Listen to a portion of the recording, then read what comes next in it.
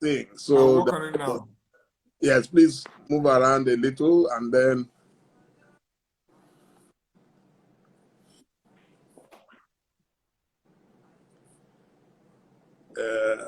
the internet looks a bit foggy as well.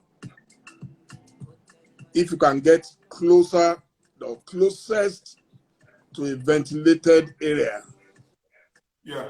in your beautiful apartment, it will be nice.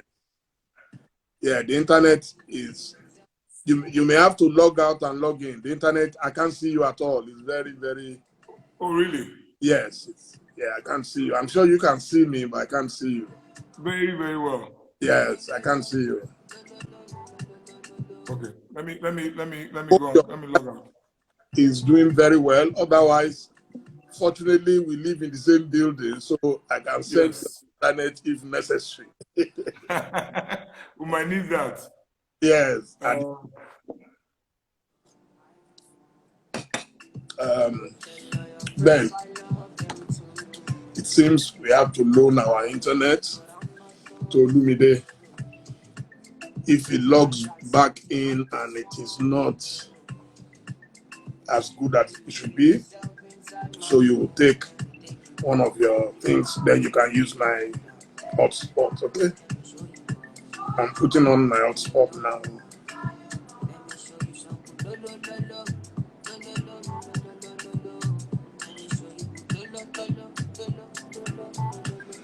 Yeah, internet is always an issue. Okay, so connect to my hotspot and then you can take. Eh? You are not what? No, it will. I have a very strong hotspot here. That's what I'm using for my own. Why won't it be able to stream? Please, okay, don't waste time. Let's take it to him quickly. Okay? Go and ask, tell my wife that we need to move an internet to OLUMIDE's apartment quickly. So she will direct you how to get there.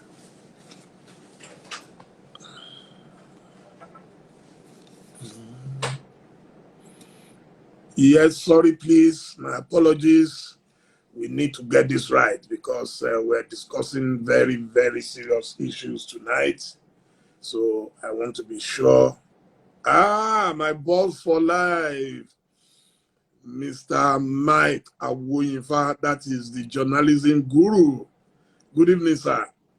Ah, yes, we're looking forward to your birthday tomorrow. We're looking forward to celebrating you tomorrow, sir. I know that sometimes you don't want us to interview you, but tomorrow, by fire, by force, we shall make sure we celebrate you. We're getting ready. We're getting ready. Then I can see, let me see. Thank you so much for joining us. Yes, all our regular friends. Adeleke Alex Adedipe. Wow. I'm sure it's the same Adedipe family in Ondo State. I used to know Chief Alex Adedipe in Ondo State, the editor of Ovation International, Mr. Michael Effiong. You are welcome. Lady Laide Oropo, thank you for joining us. Okay, OLUMIDE is here again. Let's try. If it doesn't work, OLUMIDE, I've already asked my wife to release an internet to you, so they'll bring it to your apartment. Fortunately, we live in the same building. So let's see how this goes. It's still the same, OLUMIDE. you can't see me. No, it's still the same. But there is an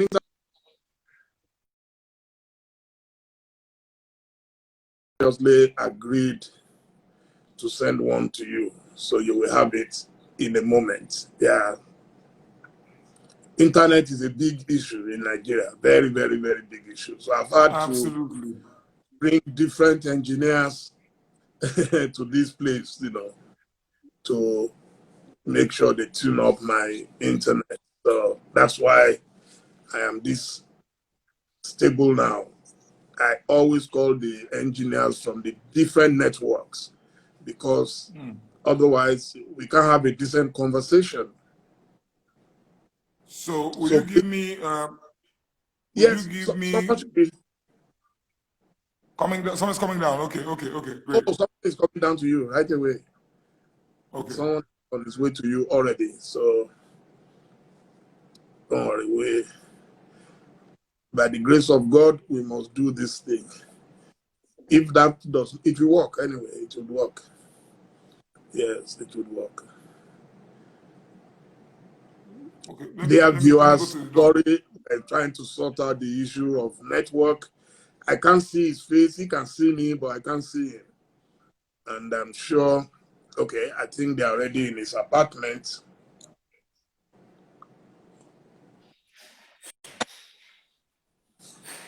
No, it's better we do everything now so that there is no break in transmission.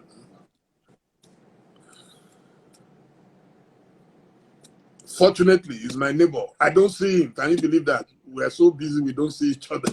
Now we're talking on Instagram. It's not easy. The Yorubas have a saying, you can only walk alone, but you can't spend the money alone. That's a great proverb. It tells you, you have to work very, very hard. So that's it. Thank you so much. Tonya Tambi, thank you so much for your comment. Thank you. Olawale Onukotun, thank you so much. Thank you.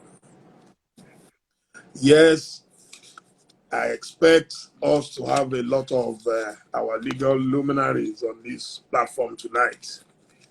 I'm hoping that tomorrow I'll be able to interview yet another of the presidential candidates for the Nigerian Bar Association. We're working on it. This is a very, you will have to log out or so. Then your light, you need to face where the light is because your face looks dark. Have you changed the network? You may need to log out and connect to my network. Let's see how that plays out. Sorry for the confusion. Is due to circumstances beyond our control. It's not, we can't do anything without the internet.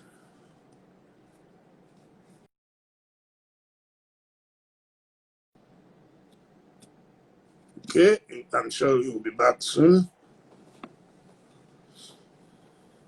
Oh, thank you so much, Shola Ashaolu. Thank you so much. Thank you. My camera looks very bright. I don't think. Okay, maybe you're advising Olumide to clean. Yeah, that's possible, especially if the camera has been in front of air conditioning for long. Please bear with us. We'll be with you very, very soon. We're just trying to get it right so we can have a very smooth conversation. Good evening, Oseji Peter. Good evening. Thank you so much. Lady Omonike Ikeade, thank you. It's good to see you again. Yes, I think Olumide is back. Let's see. That is one gentleman I love so much. He's always making us proud. Very brilliant, very brilliant. Thank you, Jefe Shola Olas. Thank you so much. I'm seeing so many people here tonight. Wow, this must be a special interview. Bobby, can we make do with this? But if you could have light on your face, yeah, this looks better. It's just the light. If you have the light on your face, it might be, I think the direction of your light is So maybe you have to turn your chair. I know you want to have a good background, but we need your face more than anything else. If you turn around, yes, I think you are closer to some light there. Fantastic. Better? You see? Yes, that's why they say it's good to be patient. Thank you Bob D, so much. you are the expert here, so I'll go with anything you say. Oh no, you are my brother, you are my friend, you are my neighbor. The only problem I have is I don't see you. Hey, the king of fashion. We have Mr. Benny Obaze watching on. Fantastic. Ben is on. Everybody is here. So, well, let's go straight to tonight's business. Good evening, distinguished viewers. Of course, he needs no introduction. Mr. OLUMIDE AKPATA will be introducing himself to us shortly. Please, could you kindly introduce yourself? Feel free, don't be in a hurry. We have all the time in the world to listen to you. Thank you. Thank you, Bob D, my mom, Dele Momodu. Thank you very much for having me on this.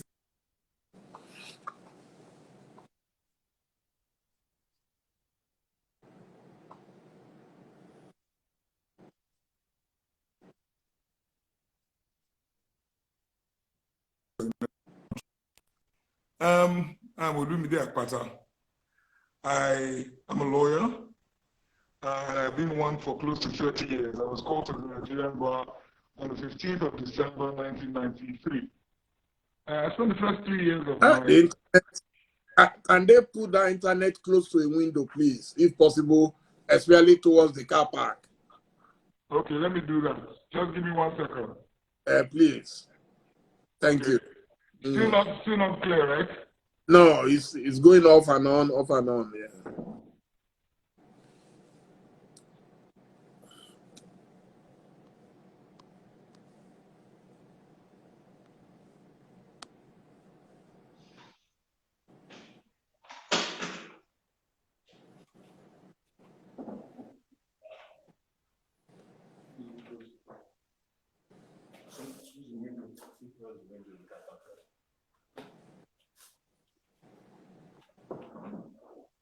So we're working on it.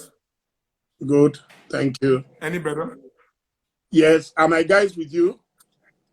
No, but we moved it to the window. Okay. Okay, that's fine. I think it looks better now. Yeah. Okay, yes, you were introducing yourself, please. Yeah, I was saying that I'm a lawyer. I was called to the bar on the 15th of December, 1993. Are we any better?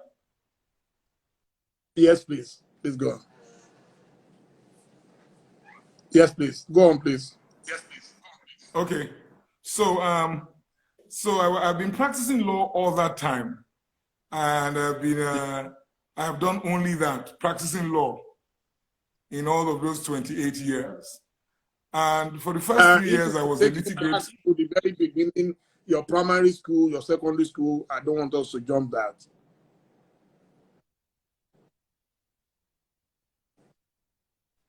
Hello, Bobby. Hello? I can that. hear you now. Because, yes, we want to know your background right from primary school to university. Ah, okay. That far back? Yes, please. I know you are in a hurry to talk about law, but I've told you we have all the time in the world. Okay. So I'm a worry boy. Okay. Right? I was born in Germany. I was born in Germany when my parents were studying in Germany.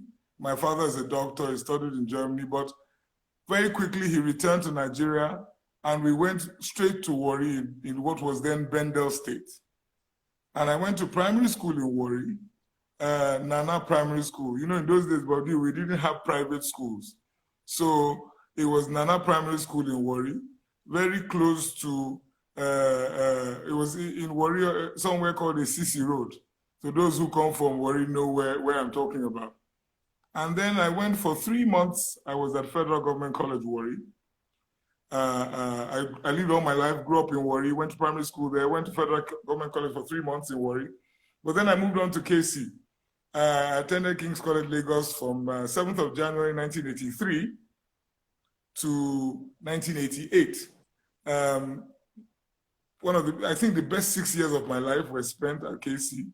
And for me, KC was a family tradition. It is a family tradition. My father went there, his brothers went there. And I think I made, I think, Bob D, I think it's a tragedy what we have done to our unity school system. Where today, if you find Federal Government College Warri, you will find that most of the students who go there live in Warri, which isn't what it was meant to be.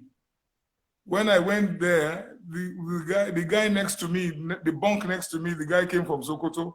Same thing at King's College. I have a brother in every state in Nigeria because I went to King's College, because I went to a unity school. And that is how you forge integration, national integration. But anyway, I digress. So I left KC in '88, and then I went on to University of Benin. So I'm fully homegrown, homebred. So University of Benin, from '88 to '92, I studied law there. And I graduated in 1992, even though we were part of SAP riots.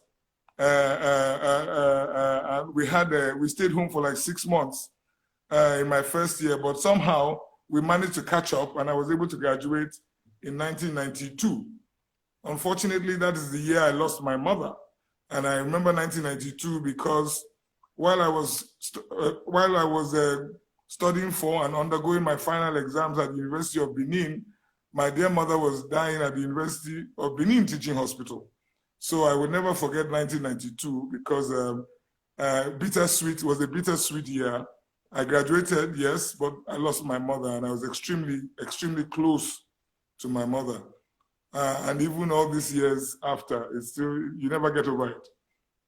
Then I went into the law school. Then we only had one campus in Victoria Island in Lagos. And I was there for that year. And again, I remember, amongst other things, I remember, funny we're having this conversation now because, we lost our dear Dr. Kole Abayomi earlier on this year. And he was one of those lecturers who really made law school, fun, and who made it also not only fun, but it was a fantastic experience. Dr. Abayomi, Mr. Bironke, who was our Director General at the time, the late Mr. Adubi, and so they took us through that tough 1 year. It is really a tough year at the law school.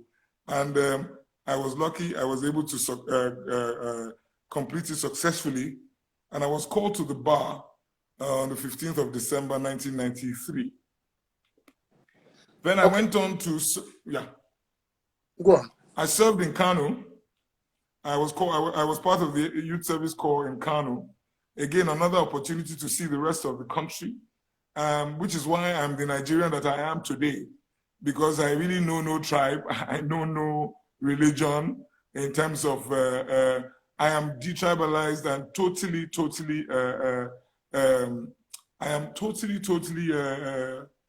I don't have any of those hang-ups that you find in a lot of our people because of the way I was raised by my country. Some of us went through that process where the building of a nation was critical, and for me, I really wish we could go back to those times when because Bob D, a nation does not emerge by legislative fiat. A nation does not, you don't just decree a nation into existence. There's so much work to do with regard to building together or sewing together the fabric of what a nation is or supposed to be. So after youth service, I went back to Warri because, I told you I lost my mother in '92.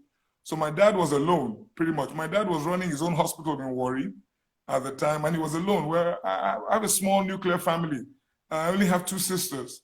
And at that time, my elder sister was in England, and then it was just me, my younger sister, and my dad. So I went back to Warri, and I went to work with a great man, Dr. Mudiaga Oje, senior advocate of Nigeria. Very well. And he was a great man, a great teacher. I was privileged to have cut my teeth in the legal profession under him. And it was at his law firm that I was a litigator, you may not believe it, at that time. And I was, indeed, my first court appearance was at the High Court in Efurun before the Honorable Justice Rosalind Bozimo, who is the administrator of the National Judicial Institute now. She went on to be our chief judge in Delta, and right now she's running the NJI where judges are trained. my first appearance in court was before her. And it was a great, I spent a couple of years in Warri working with Dr. OJ. And then my cousin Ogogo, who is today my partner at Templars, our law firm, Ogogo is my older cousin. He had also done his pupillage with the late and the great Chief Frank Odunayo Akinle, Senior Advocate of Nigeria, who was also a legend in his own right. And my cousin decided that he had seen enough and learned enough and decided to he wanted to set up the law firm. His father, my late uncle, Justice Ephraim AKPATA, wasn't so sure if it was time to set up. But when my cousin was insistent, my uncle now said, why don't you team up with your brother, which is me, and so you guys can do it together. And that's how I joined my cousin in 96 in Lagos. We set up Templars. It was 4 lawyers at the time. And that's how, I was a 23-year-old, he was probably 27. And that's how our journey began 25 years ago. 25 years ago. Yep, this is the 25th year of our existence as a firm. Fantastic, fantastic.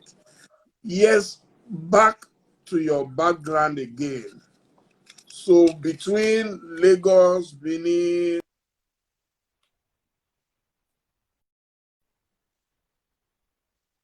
where most of it you love to do today, because I see you as a very friendly, the first thing anybody will notice about you is that we are friends with everybody. So in your formative years, I would just want you to describe your formative years. I missed the question. So between Warri, Lagos, and Benin? Lagos and Kano, as you were growing up, I want you to talk about your formative years, how you made your friends, the friends you made, and the impact on your life today. I'm so glad for those early years, Bob D, because I am who I am today because of those early years. Firstly, I'm glad for the home that I was born into, and we can never underestimate the role of parents in shaping and molding the individual. But 35 years after, I still remember what she told me, what the things that she tried to teach me. And then, so after the home, Warri, those who know Warri and how Warri was in those days, Warri was one big family. Warri was one big family. And that really, when you say I'm friendly, that is where I got that from. No airs, no pretenses. Every man is deserving of his respect. Every woman deserving of his respect. Warri will not a look face, if you know what I mean. It is not so much about who your father is or no. It is, we take everybody at base level, and so that is how I grew up. That is how, I tell people, people wonder, I always speak Pidgin English and people wonder why. I say, well, it's a function of my upbringing. I think first in Pidgin, and people laugh when I say that. I say, well, that's the language. Think about it, from a 4-year-old, Warri, that was our language. That is our language. So one of the most pathetic things that I witnessed in the middle 90s, Bobby, was when the crisis started in Warri. That was when, the fabric of that society was torn to shreds. The day I drove past I drove past a house, a road I had driven past all my life. Then I saw the writing on the house, Ijo Man House. For me, I knew that was the beginning of the end. I was so sad that somebody had to write on his house, this house belongs to an Ijo man, so that when the attackers come, don't burn down my house because I'm Ijo.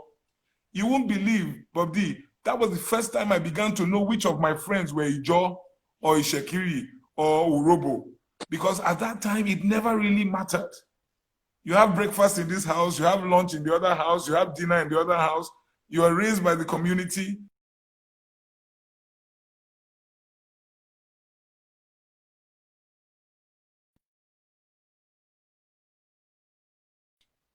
Bobby, can you hear me?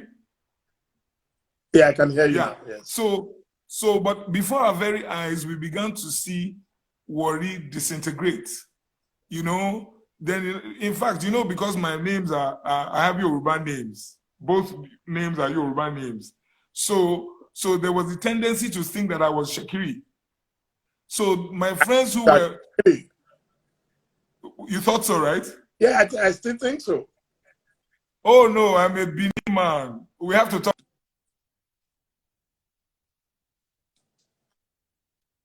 Internet.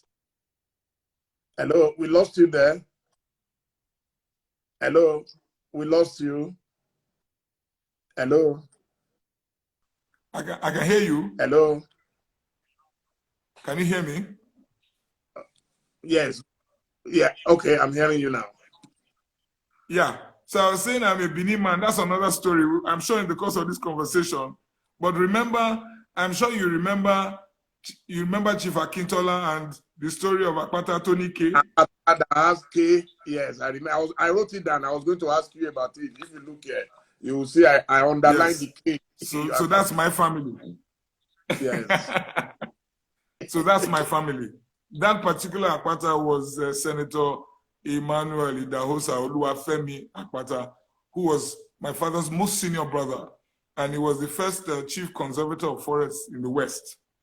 And the AKPATA Tony K story, I'm sure we'll talk about it later, but that was when the Midwest was created and the people from the Midwest had to leave Ibadan. The AKPATAs, the Godalos, and they all had to leave Ibadan when it was time to go home. But I was living in Warri, going back to Warri, you know, and that was the first time so some people thought I was Shekiri because of my names. And so I had to now be worried about areas of Warri that I could drive through. In the 90s, I had to be worried because there were certain areas that Shekiris couldn't go through or drive through, or areas that you just could not go through. You know, it was traumatic, it was traumatizing for some of us who grew up there. And I wonder, I go back to Warri a lot, but I'm not so sure the town ever recovered from the events of the 90s, mid-90s. And anyway, I left in 96, and you know, I'm saddened by what happened at that time. But as we have seen now, Bob D, that has been replicated in so many other parts of the country. That is the story that many people can identify with this story, because we have seen Aguleri and Umuleri, we have seen Tiv and Jukun, we have seen, you know, and this is because not enough attention is being paid to nation building and building a people who recognize themselves as a nation, you know, and it takes a lot of doing. We've seen how the Americans were able to do that over a couple of 100 years, but we have to do it too, you know, for our nation to emerge. So what was your attraction to law and not to medicine? Well, actually, I wasn't attracted to law and I wasn't attracted to medicine. You know, I told you I was very close to my mother. My mother was an entrepreneur. My mother was your very supportive wife who did a lot of business to keep the family going, you know, to assist her husband. So my mother was very entrepreneurial. While my dad was medical doctor, running his clinic, and so on and so forth. So I like business. I mean, I was my mother's, like I said, I was the only son. I was with her. When I was old enough, I started driving her around. And so I was very much part of her business, you know, and we kept the notebook, you know, profit and loss, and so on. She was, I don't know if you remember, Nigerian National Supply Company in those days. She would go in there, essential commodities, we'll buy this, sell that. And in those days, my mother would buy beer and stuff from late Mama Ibru, the mother of the Ibrus, who used to be one of the major marketers of Skol beer, which was the Ibru beer in Delta. And then she would resell. So my mother was very much into business. So as a teenager at the time, when it was time to now pick a career, I just said to my teenage self, that I'm going to be a businessman. So since I'm going to be a businessman, what I should study is business administration. It made sense to me at the time. So when my dad was going through my results and we're talking careers, and my dad is a very easygoing man, my dad is very liberal. So it was a conversation, you know, and So we're looking through my results, and he noticed that I had dropped chemistry. And then he said to me, how do you want to be a doctor if you don't do chemistry? And I said back to my dad, I said, Daddy, who said I want to be a doctor? That was the first time he realized that his only son wasn't going to take after him professionally. And he took it well. He took it very well. He didn't even miss a beat. He says, okay, if you don't want to be a doctor, what do you want to be? I said, I'm going to study business administration, because I'm going to be a businessman. And my dad now said, you can always be a businessman. There's no problem. But I'm looking at your results. Your literature is looking very good. History is looking good. The arts, you seem to have an affinity for the arts. So why don't you study law? That was the first time that conversation ever came up. You know, and like I said, it wasn't an instruction. It was a suggestion. And that's how my dad raised us. And I said, okay, that makes sense. Let me think about it. And that's how I started taking an interest in law. And then I put him, and when it was time to do, you know, we were the first set of what was then called 6334. So we're the first set. They called us the guinea pigs. So there was no, so we didn't do O levels as we knew it at the time. So we went on to Form 6. So A levels was stopped that year. So we did 6 years through straight. So from Form 5, we went on to Form 6, and then we did what they called SSCE, not GCE. And so I did, but we still did JAM. So I did JAM, and I scored high enough at that time to go to University of Benin. And I no regrets, Bob D, because I think lawyers are privileged. I don't think there's any other profession that gives you a ringside seat and allows you to poke your nose in the business of everybody. You know, and it's a privilege. That's why they call us doctor. You doctor? Yeah. Even sometimes we even have more privilege than the doctors, because doctors are called when things are, you know, looking funny. But for us, the man wants to buy a house. He wants to build his first house. He calls a lawyer. He wants to go into his first venture. He calls a lawyer. So it took me time to look back and say, I'm really fortunate to be in this profession. And if you practice the profession proficiently and you do it well, you will do well. You will do well, because you become a confidant. You are a counselor. You are an advisor. You know, and so I'm fortunate. I thank God, and I always thank my dad, who turned 80 on the 29th of May. I always thank him for guiding me so gently along what has now become my path. You know, and I'm very, very grateful to him. And I think he's proud. I think he's proud. Wow. I love your power of recollection. Is it because you are a lawyer? You must have picked it up from somewhere. In fact, Bob D, I feel unhappy when I forget some things, because it comes with the territory. You have to remember. You have to. The power of recollection it comes with the territory. You know, because it comes with our training and all of that. So I like to remember events, but I am very good with names. I'm very good with events, but the only problem where I fail is faces. And that one always puts me in trouble. So people now say, oh, Bobo, he's snobbish. He's arrogant. Somebody I saw 2 weeks ago, he says he doesn't remember me. And you know, that's always a problem. I keep on apologizing. And as for the ladies, I tell the ladies, once a lady changes her hairdo, I am thrown off. I don't even remember. I don't know who the person is anymore. So I'm always apologizing for that. So now you set up your practice with your partners and say you are 25 years. Could you tell us some of your landmark achievements in the last 25 years? It's been a wonderful journey, and we're grateful to God. So the founder, the visionary is my cousin Ogogo, and then I joined him, and we're 4 lawyers on Ribadu off Ribadu Road, just between Ribadu and close to Norman Williams. Indeed, if you remember this day office. That's us now. Exactly. So that was our first location, right? So and then today, Bob D, we are over 100 lawyers, right? Wow. Yeah, and we're in 3 locations, Lagos, Abuja, and Port Harcourt. And amongst us, the 100 lawyers, we have 2 senior advocates who became senior advocates as a result of the work they did in the firm. We didn't go anywhere to go. We didn't poach any of them. They have been my partners for almost 20 years. You know, so very, very, you know, in front of our very, you know, in the course of these 25 years, we actually watched ourselves grow.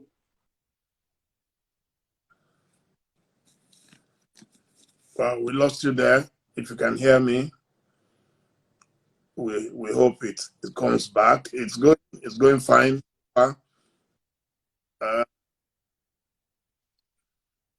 Hello. Yes, I can hear you now. Yeah. So I was just saying, it's amazing what we've been able to do. We don't take all the credit, you know. A lot of these things, Bob D, as you know, the good Lord is the wind beneath our wings, has always been. And but significantly, what we have done, landmark. When we came initially, I was meant to be the litigator. You know, remember I told you I came from Warri. I had that experience, but we decided to go another route.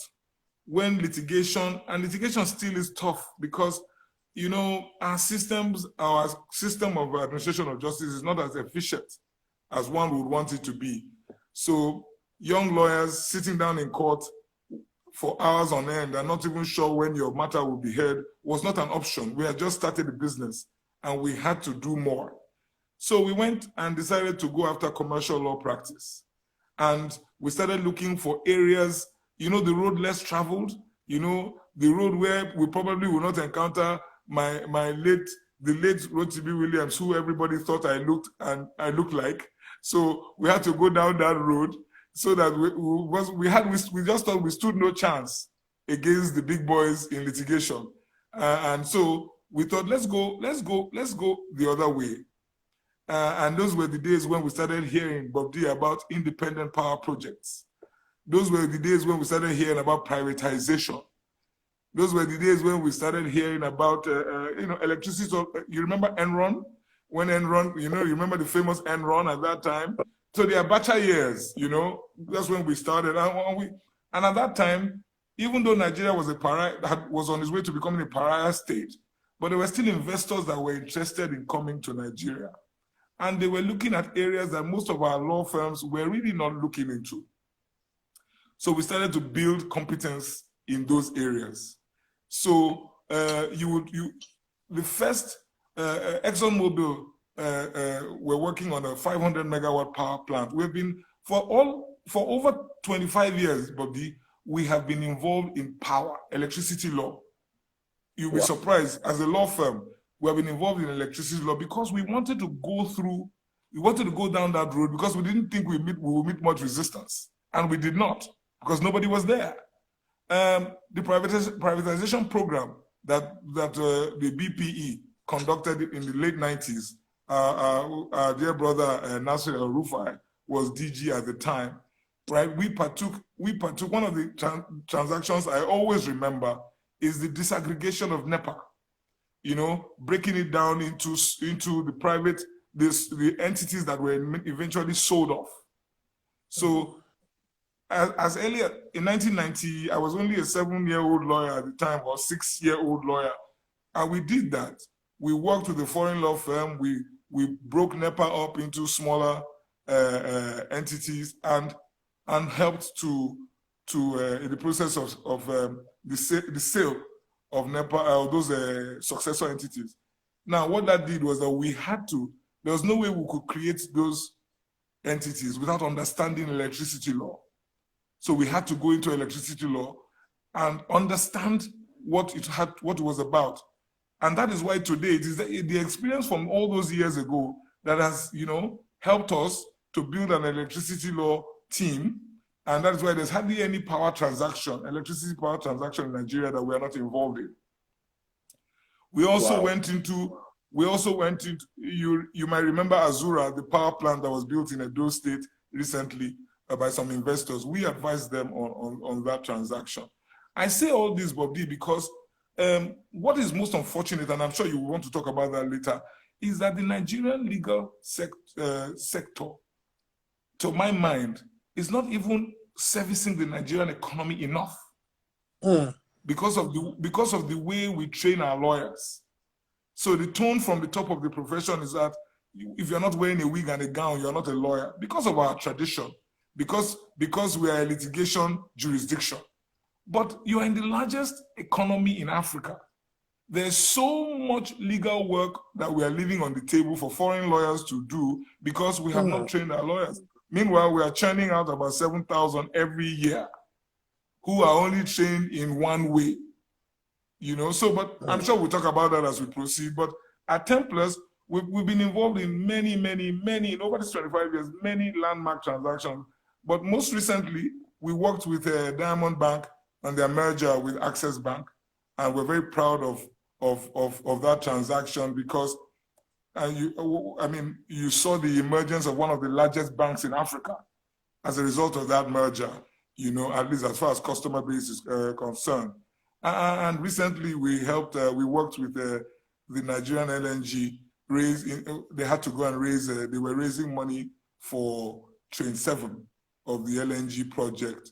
And they had to raise money from a syndicate of banks and all of that. And we advise them on that. So we keep on doing a lot of high-end work, you know, and we're proud of that opportunity. But we did not abandon litigation. Like I said, we went back to set up a litigation team, and we are proud of the 30+ members of our firm who are litigators, including the 2 senior advocates I just mentioned to you.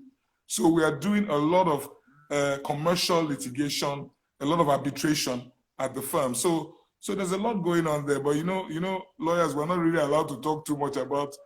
I know. So I have to be careful. Yes, I was going to talk about if I already wrote it down, it's like you read my mind, arbitration. So Yeah.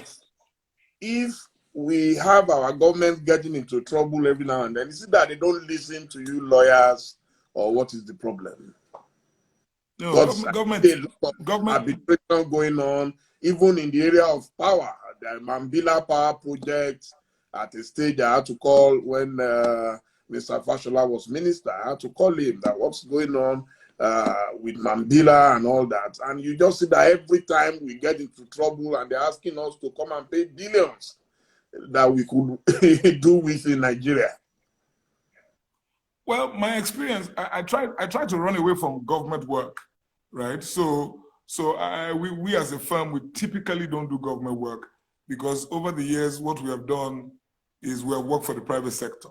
But my experience has been that government typically doesn't take advice when it should take advice. It's always fire brigade. It's always last minute. You know, just look at the timelines and the sequence of events in this P&ID matter, and you will see how many times the government of Nigeria dropped the ball. It is unbelievable, you know, the kind of things that went down in terms of, I don't even want to go into conspiracy theories, but let's not even go there. Let's just talk about the way the government of Nigeria handled the matter, you know, that snowballed unnecessarily into what we have on our hands right now. So, but I mean, I've been a lawyer long enough to be able to give an opinion. I just don't think government seeks advice when it should, and I don't even think it takes advice, you know, and it's quite disappointing. And we just have to lay the blame at the doorstep of those who advise government in terms of attorneys general and so on. We just have to, because they are the legal advisors in-house. They should be able to tell government when they should get external help and all of that. But then again, you know how the politicians behave, talk less of the military.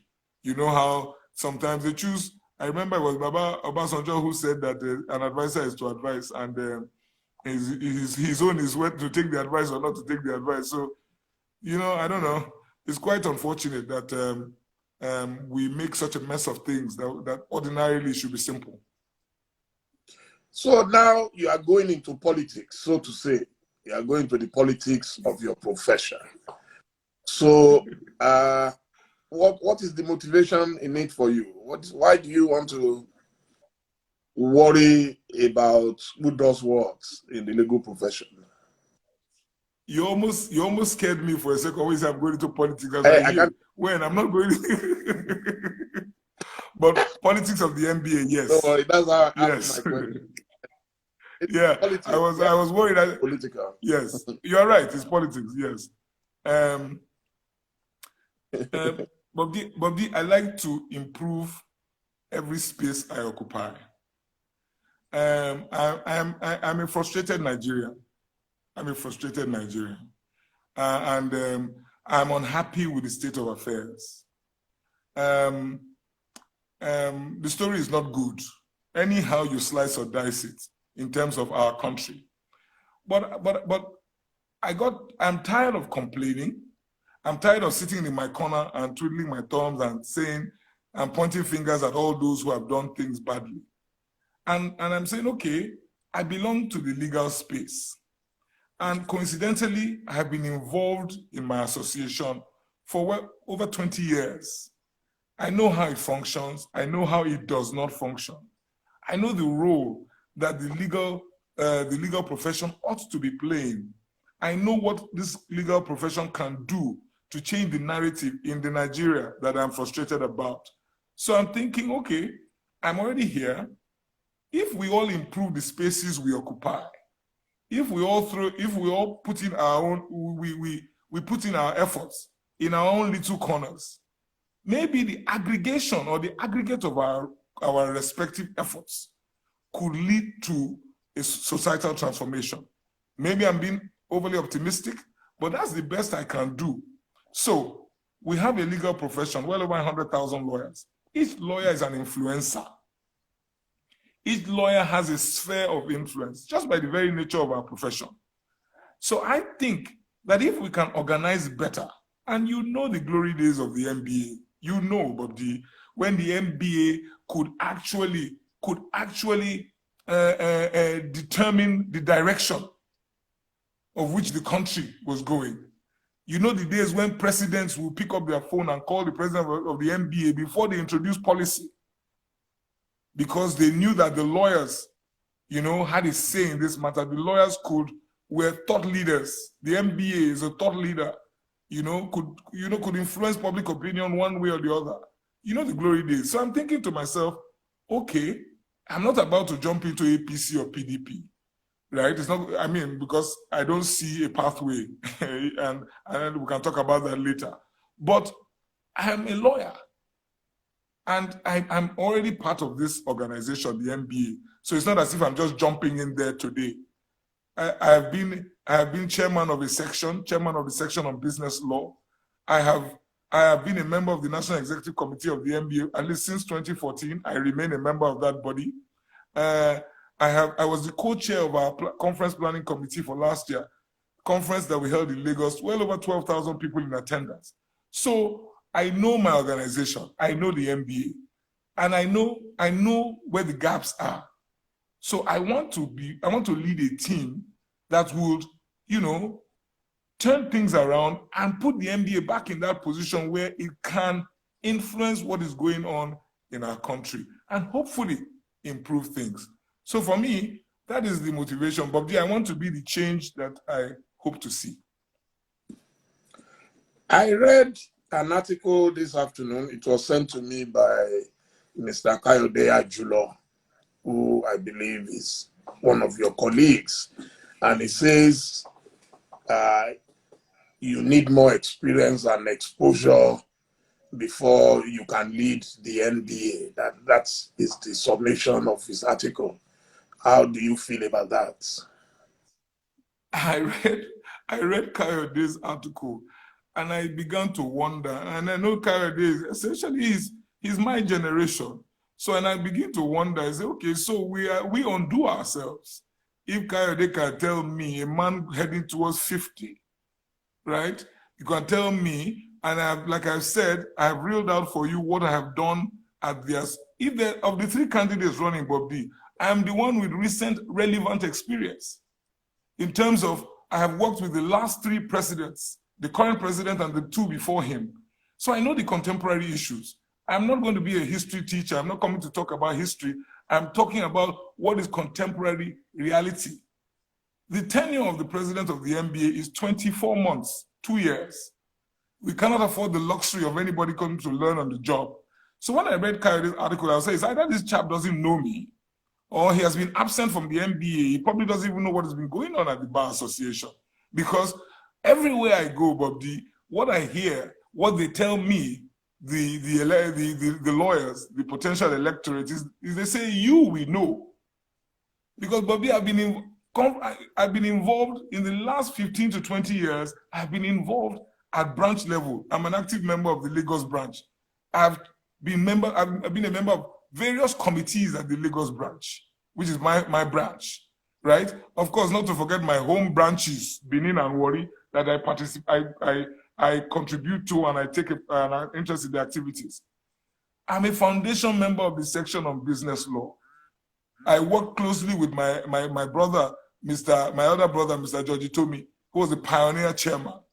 And we created a platform for commercial lawyers. Before now, our voices were not heard. We created a platform where the commercial lawyers in Nigeria were able to participate actively in the NBA.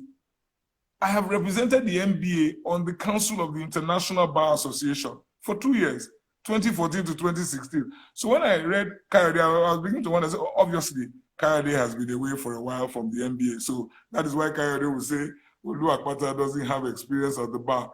That is outright, that is totally incorrect.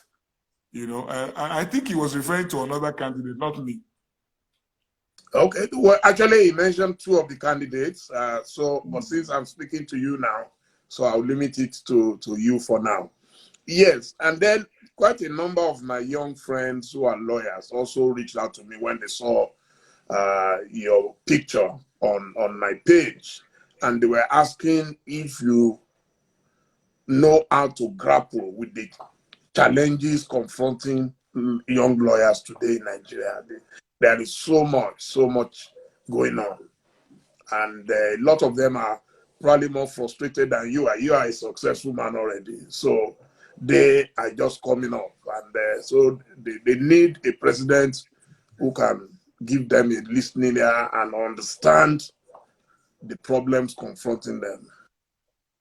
Yeah, successful or not, Bobby, I'm still frustrated. You know, success in isolation really is not success. You know what I mean? So I'm still very frustrated as a Nigerian, but we'll talk about that later. So talking about the young lawyers, Bobby, they call me the young lawyers candidate because everybody knows my track record with regard to young lawyers. And I wear that badge with pride. Remember, I started my firm at 23. You can't be younger than that. You can't be more young lawyer than that.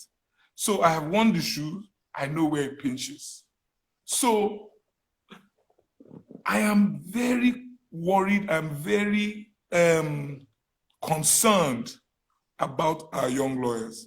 I keep on asking myself, a 23-year-old today who decides to set up a firm like mine today, how far can he or she go? So, Bobby, it is a really terrible situation. I don't know if they've been able to express it to you in stark terms, right? Firstly, there are the regular issues you hear about, welfare. Lawyers earn, some lawyers earn 20,000 naira a month. Some employers pay their drivers, pay their domestic staff more than they pay their lawyers, right? And I would have liked to say that is the only problem, but that's not the real issue. Because if you remember, I talked about our system of legal education. That is where the problem stems from. How we train our lawyers. We have a situation where the curriculum I encountered at the University of Benin 35 years ago or thereabout, 32, that is still the curriculum essentially, with a few minor tweaks that the young lawyer today encountered when he attended a Nigerian university. Think about it, Bobby. They are still training them the way they trained me. I don't even think I got good enough training. And then you're coming out in 2020. When I left the law school, maybe 1,500 of us. Now it is 7,000 per annum that are coming out every year. So, you find out that, and they keep on saying that there are too many lawyers in Nigeria. And I always retort, it is just, there are too many lawyers doing the same thing. They are trained in one way, litigation, a little bit of corporate practice. Meanwhile, you are in the largest economy in Africa.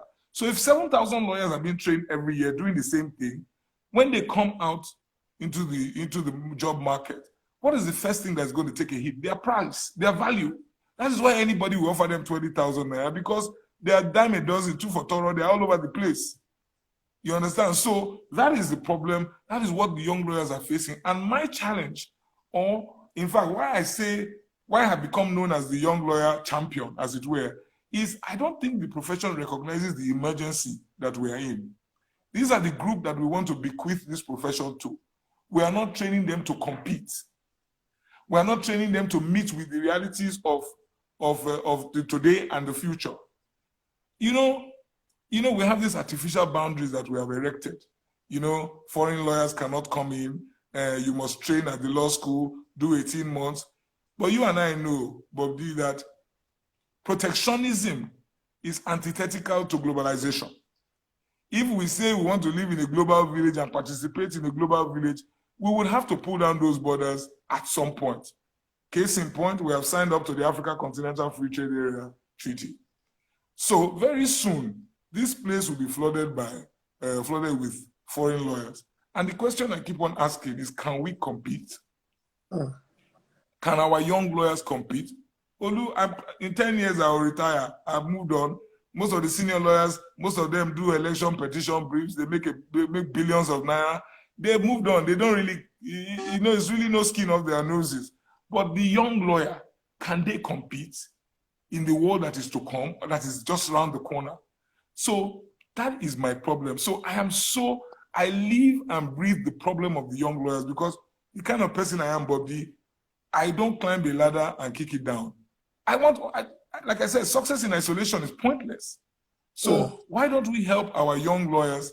Why don't we put the tools in their hand? And the MBA has a major role to play, changing the system of legal education. The Council of Legal Education is run by lawyers. The faculties of law, manned by lawyers. Why are we not interested? We have had a vice president who, in the last 6 years, who is a senior advocate. Why are we not approaching him and trying to leverage on that influence to try and change things? So for me, Bobby, I can't tell you enough how dire the situation is for the young lawyers.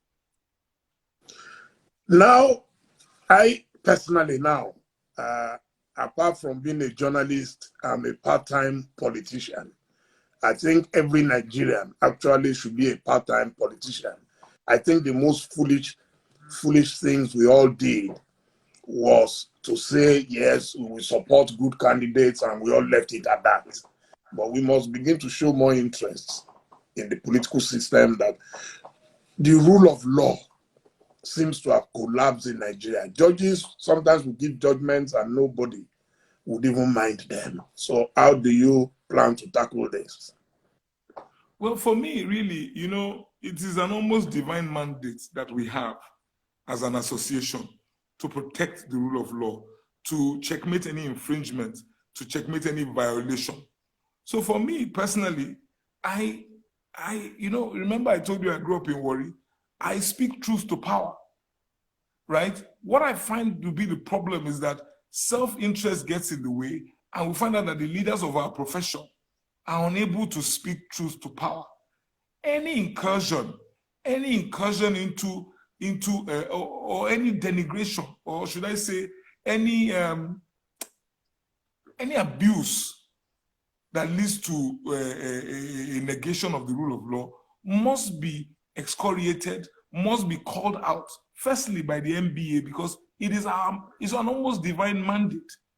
I always give this example of when President Buhari came to one of our conferences recently and told us at our own conference that the rule of law must take a back seat when it comes to national interest. He told that to a room full of about 8,000 lawyers. And he walked out of that conference, and to the best of my knowledge, nobody said anything to him there and then. I don't know, maybe we did later, but it just wasn't, to my mind, good enough. Because if he could tell that to us at our own conference, he probably, what else would he do? What would he do in other situations? And where would we even have the moral justification to speak when we couldn't even speak back at our own conference to say, Mr. President, it cannot be. The rule of law is the rule of law. There's no variation for whatever reason. So for me, if I were to lead the NBA, I will give you, Bobby, the assurance, firstly, that I will speak truth to power, right? We will engage with government at all levels. We will engage with the judiciary. And what you do is, firstly, the ability to name and shame. So if we have 2 panels of the Court of Appeal or 2 divisions of the Court of Appeal, for example, giving different rulings on the same subject matter or on the same set of facts or conflicting themselves, as an association, we need to take it up immediately. Don't let it lie. Don't let it fester.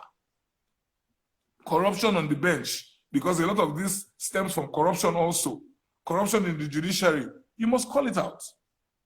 Independence of the judiciary, financial autonomy. There's so many issues that are begging for attention. And I am not just creating work for the NBA. We are stakeholders in this issue. It's our responsibility. National Judicial Council, we are statutory members. Federal Judicial Services Commission, we are statutory members. Body of benches, etc., etc. Council of Legal Education.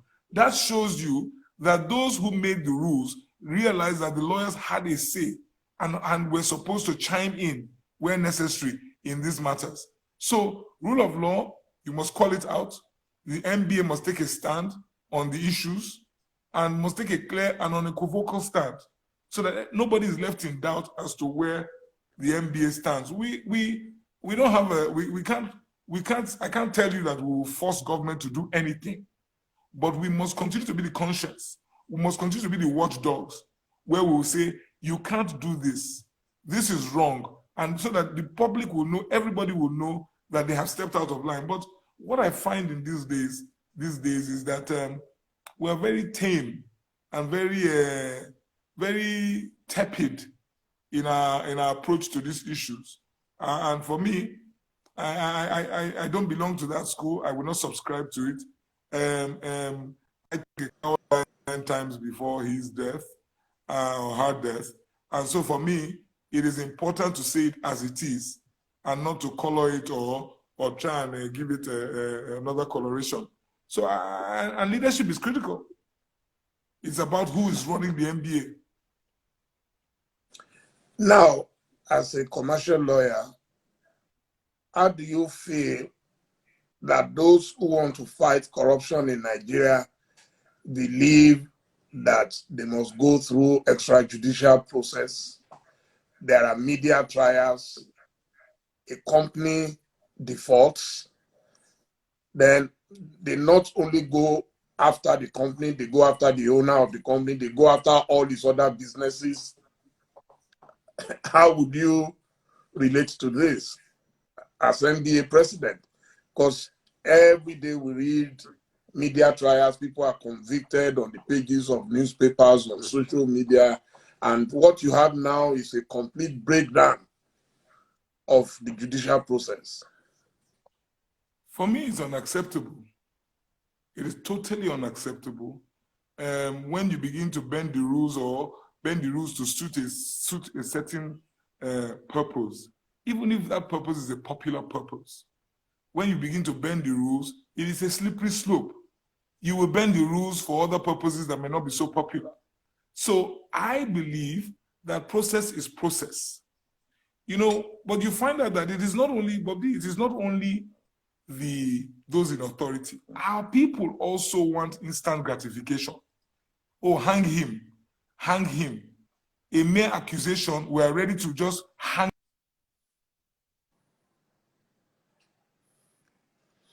We lost you there. Hello.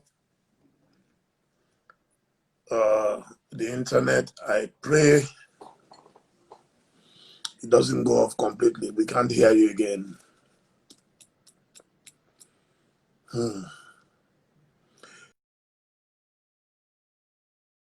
Straight in. I knew. Okay, so we'll wait for Mr. AKPATA to rejoin us. That happens a lot these days, but we are still very much around. I want to assure you, someone asked if we are recording. It's fully recorded. It will be on this page as soon as the interview is done, and it will be on our YouTube page, the Ovation Television YouTube.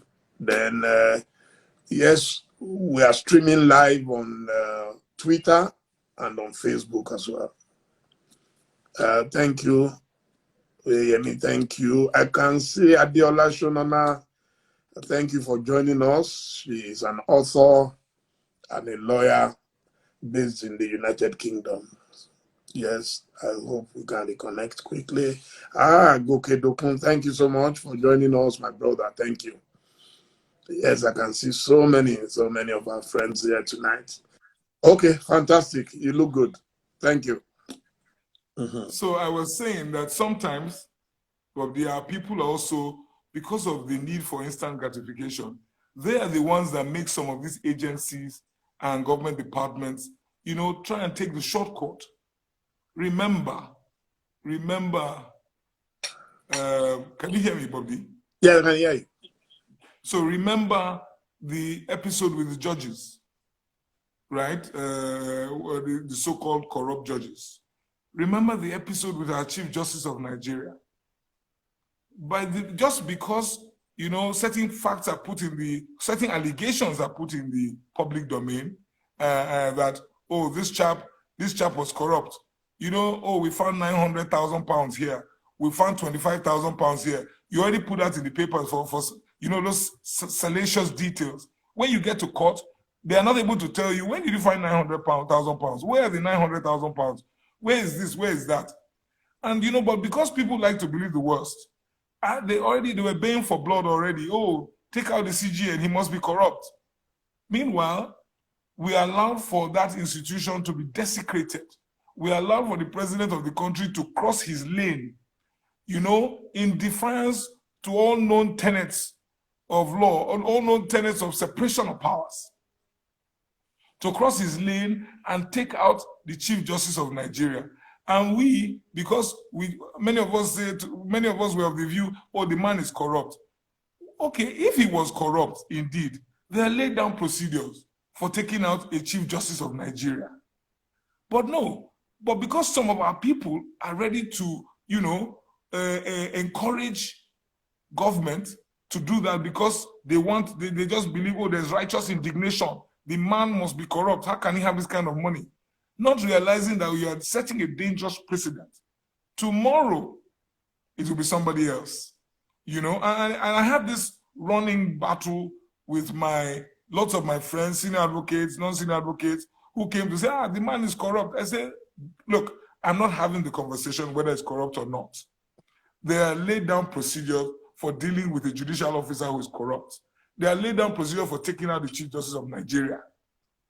So in a specific answer to your question, Bobby, it is unacceptable to me. Process is process. Process may be long, but at the end of the day, you preserve the institution and you achieve the desired goals. But, as a people, we have to decide what we want. Because if we are looking for instant gratification, so that once you say, Olu AKPATA, you found $39 million in his account, there's no way he could have had that kind of money. Oh yeah, that's it. Get rid of him. Or in fact, the system is too slow. In fact, these courts are wasting time. It's not going to work. We must be patient about it and we must wait to see the outcome. That's my view. Okay, now as a presidential aspirant or candidate, do you have a manifesto? Oh yes, I do. It's actually 43 pages. Wow. Okay, if you could summarize it for us, maybe in bullet points. That would be tough. But okay. I do have. You can give us offhand your 43-page, then I'm ready. I do have 43-page manifesto. Is available on the NBA website. Now, the first thing for us, for me as a candidate, is the issue of lawyers' welfare. Right? Our lawyers, I just told you the story.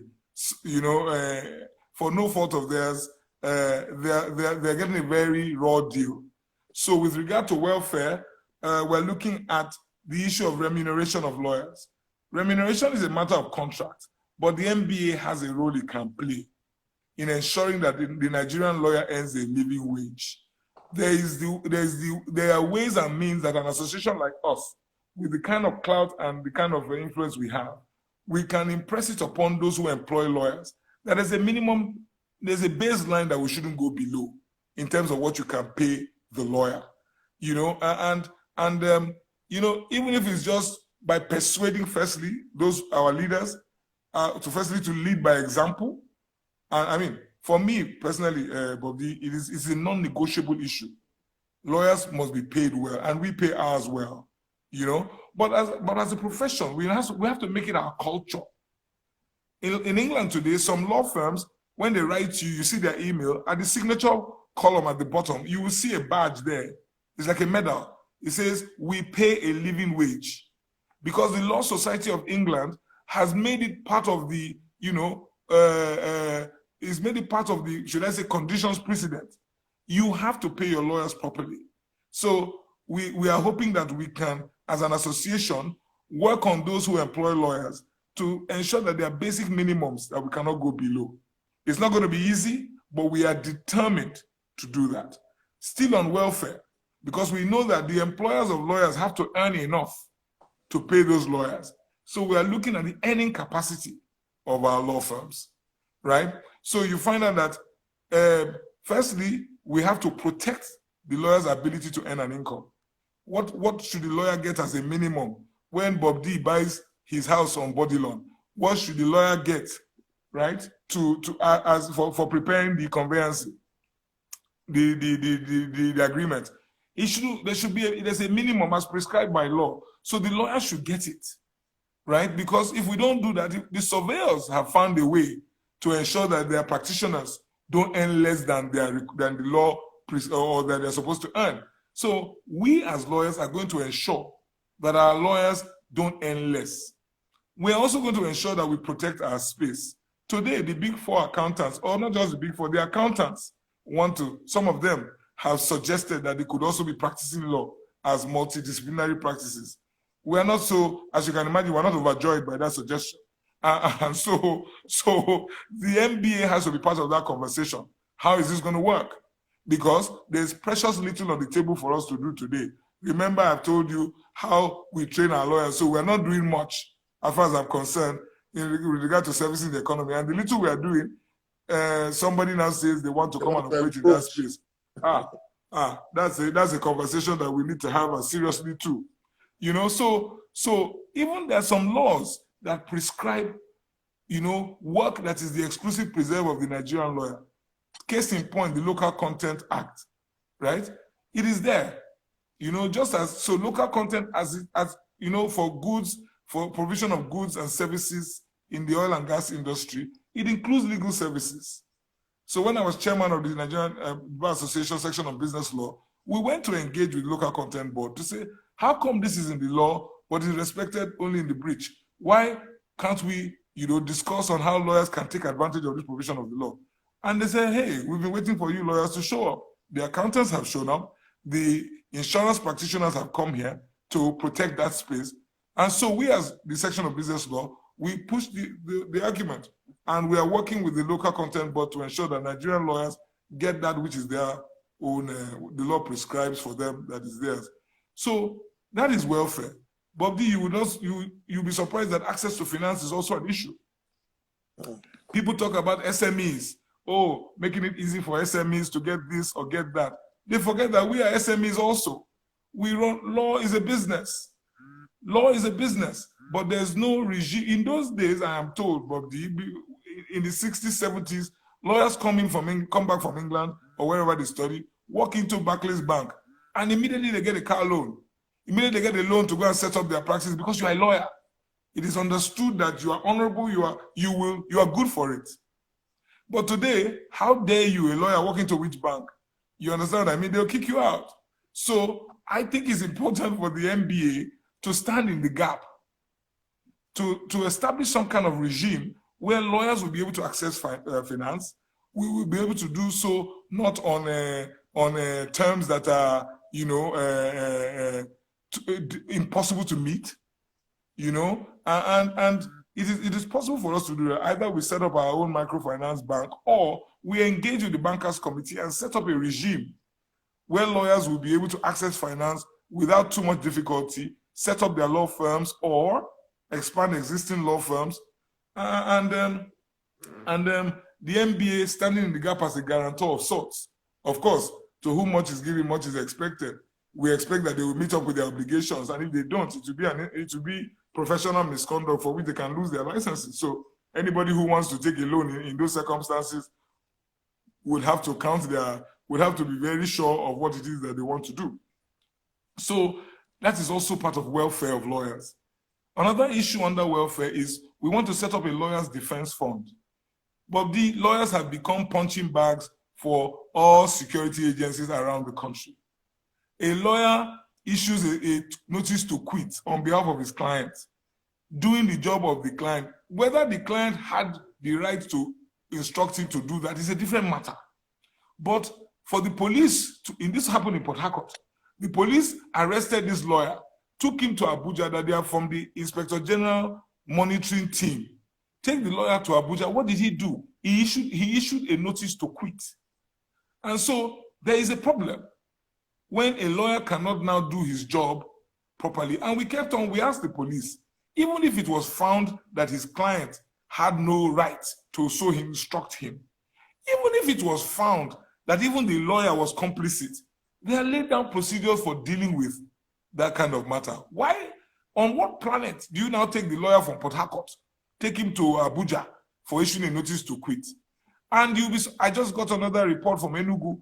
I can send you the pictures, Bob D. This lawyer was bludgeoned, bloodied nose, bloodied eyes. For what? What could really have been the problem? So for me, I will lead that charge personally, because most of our lawyers, that is their reality. And we belong to, for me, there's something, Bob D, if you talk to 10 lawyers today, 7 of them would ask you or tell you that the MBA does nothing for them. They don't really believe in the association anymore. So for me, giving them confidence is part of what I think is important, getting the buy-in of our members again. So we will set up a lawyers' defense fund so that in instances where you find that lawyers have been harassed or have been arrested in the course of carrying out their professional duty, we will go in and defend them or represent them for free. The MBA will do that. We will retain lawyers around the country to do that. And healthcare is also a key part of welfare. And Augustine Alege, senior advocate, when he was president, set up a life insurance for the lawyers at no extra cost. When you pay your bar practicing fee, we partnered with Leadway, our dear brother Oye Hassan Odukale, and he was kind enough to bring his organization to the table to work with us, and we were able to get life insurance for our members just by paying your bar practicing fee, no extra cost. A lawyer who passes on today will be entitled, his family will be entitled to ₦1 million. If there's permanent disability, you get 500,000 naira. My plan is to double those numbers, because those were 2014 numbers. So 6 years down the road, factor in for inflation and all of that, we'll double that. But health insurance is also critical. And we're going to try and make sure that our lawyers are enrolled into one kind of health insurance program or the other. Depending on affordability, we'll try and bring the premiums down as much as possible. I mentioned this, Bobby, because you would not understand how precarious the existence of some lawyers have become. COVID-19 came and took us by surprise. Some of us lawyers put money together, friends, and we were buying food stuff, putting it in bags and giving it to lawyers. And we were called all sorts of names. I was personally called out and accused of playing politics with COVID-19 because I wanted the president. But I said to most of the people who were saying that we are so disconnected from what is reality of our colleagues that we didn't realize that just 2 weeks or 3 weeks into COVID, lawyers were already unable to feed themselves. Because remember, I told you how lawyers have been trained. So once the courts shut down, they have absolutely nothing to do. Absolutely nothing to do. Before the Danfo drivers, before the Indomie sellers started shouting that they had no food to eat, lawyers were already shouting that they had no food to eat. Because they go to court every day, That's their means of existence or livelihood. That transport allowance they get from the client every day is critical. So that is very important. This is welfare. I've tried to capture welfare as quickly as I can. But the other issue that is closely related to welfare, two other issues, if you have time, but the two other issues, the second issue is capacity building. Again, I've touched on this point, the way we train our lawyers. You know, encouraging specialization, making sure that we become subject matter experts, making sure that this big economy in Africa, that we can actually provide service. The clients have become sophisticated. Bobby, you are closely related to the entertainment sector. Before our very eyes, a sector has emerged that is contributing hugely to our GDP. Let me shock you, Bobby. Till today, I cannot count 10 entertainment lawyers in Nigeria. 10. I cannot. You probably know all of them. And I'm saying to myself, we are churning out 7,000 lawyers every year. We see Davido, we see Timaya, we see Naira Marley. And our lawyers don't even realize that these guys need advice. I go to law firms in England, in London.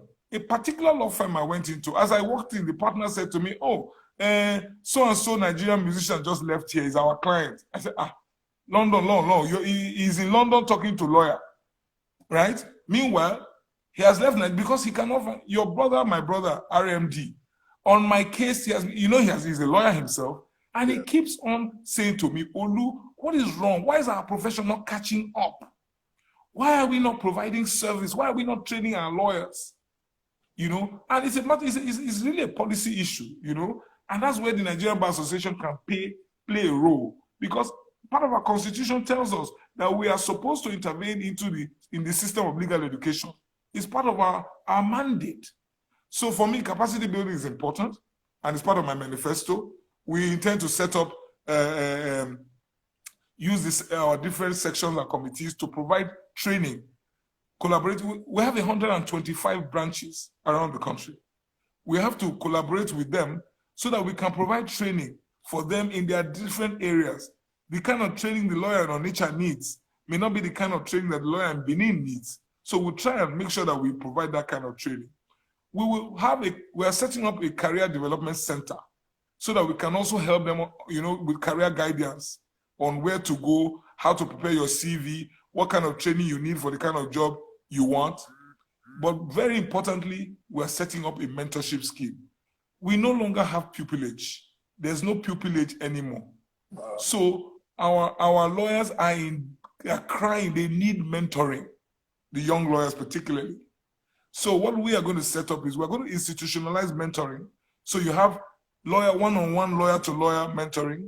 You have lawyer-to-group mentoring. So Olu can take 5-6 lawyers, agree to mentor them over a 12-month period. But also we'll have law firm mentoring. Young lawyers are setting up their law firms every day. Templars, my firm, we can pick 1 or 2 and say we will teach them how to emerge as a big law firm or as a boutique law firm, depending on what it is they want to do. So that is the area of capacity building, also in my manifesto. And the last issue I want to talk about is the system of administration of justice.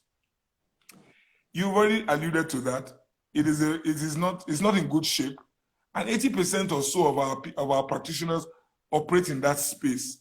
So their livelihood is directly correlated to or connected to how that space operates efficiently or not.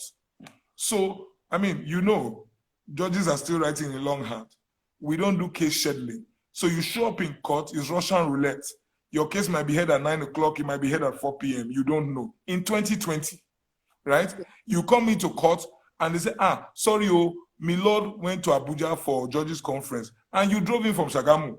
You drove in from Ijebu-Ode. And you are like, but judges conference must have been planned a year ago.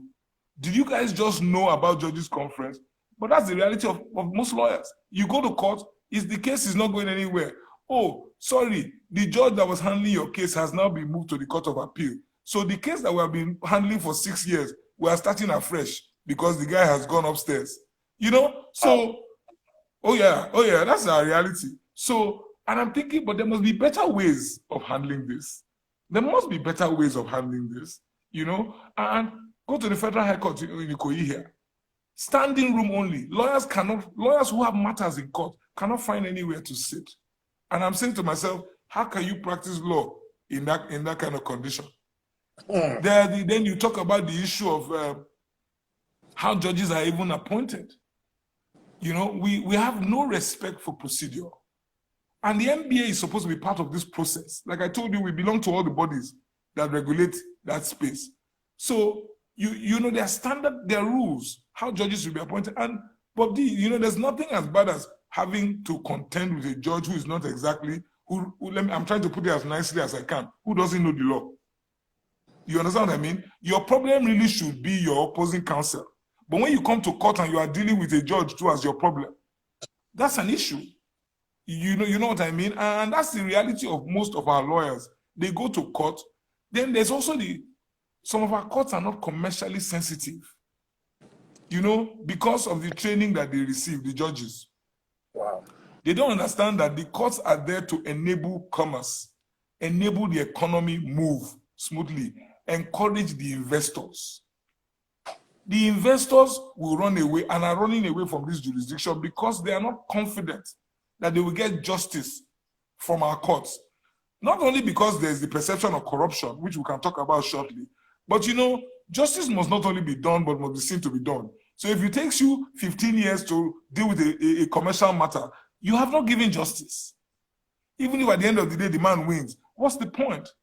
The other day, one of my partners was battling with a judge who wanted to arrest a vessel.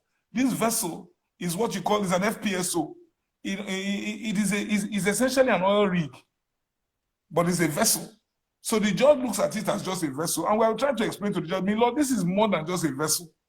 It is a floating production, storage, and offloading vessel. So it goes to the oil location, drops anchor, and it actually does the drilling. Then it takes the load. You know, so arresting that vessel, you can destroy that enterprise. You can destroy the whole company.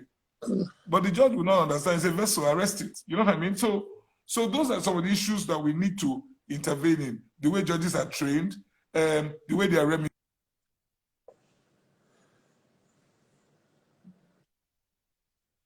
Because that is also part of the problem.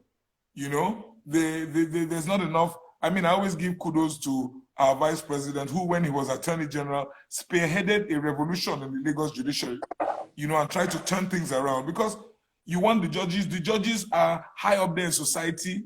They move with the top echelon of society, but you pay them a pittance. They can't send their kids to school, the schools that they want to go to, and then you get surprised when the chap now begins to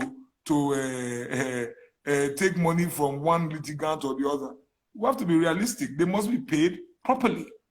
You know, so I say all this because the NBA has a role to play. We must tackle corruption on the bench. And you know, corruption, it takes two to tango. So we will have to deal with the judges. We have to also deal with the lawyers who encourage corruption. So for me, that is also part of my manifesto, how the NBA can better play its role in this regard. But last but not the least, I want to run an all-inclusive bar. Because right now, I told you about our history as a litigation jurisdiction. So the litigators tend to think that the NBA is all about them, you know, and for me, it's not, I don't say this in any negative way. We're all creatures of habit. When we're used to behaving in a certain way, that's how we behave. But there are many more people that make up the legal profession in Nigeria, Bob D. They are in-house counsel, you know many of them, who advise companies. They are in-house corporate counsel. There are lawyers in the military. Some people don't even hear about them. They run the court-martial system, right? There are lawyers in government service, are lawyers in the Ministry of Justice. You know, there are different lawyers. They are the law teachers. Everybody belongs to this organization, but a lot of them feel left out. They feel that they have not been given a voice, that their own issues are not front burner issues. Meanwhile, they pay their dues. They pay all the dues. They are financial members of the association, but they don't believe that they are being carried along. Then the young lawyers that you already mentioned, the women lawyers, lawyers living with disability. I had a long conversation with some of them about a week ago, and it will surprise you to know that the NBA has not even led the charge to ensure that society remembers that we have that group of people. Forget about it. You will not find Braille anywhere that documents have been transcribed into Braille. You know what I mean? It doesn't, even courtroom disabled access for some of our facilities, difficult to come by. Meanwhile, they pay their dues. They pay their bar practicing fee. So I want to run an all-inclusive bar so everybody believes that it is their association. And that way, in conclusion, Bobby, we will be able to build or ensure that the legal profession in Nigeria, right, becomes globally competitive. Because we want lawyers that can hold their own anywhere in the world. Bobby, your travels are legendary. You know that COVID has done, if COVID has done one thing, is to keep Bobby at home. You know, you see what our world has become, right? Interconnected world. I want our lawyers to be able to operate in that space, you know? And you know, the NBA has a major role to play in that.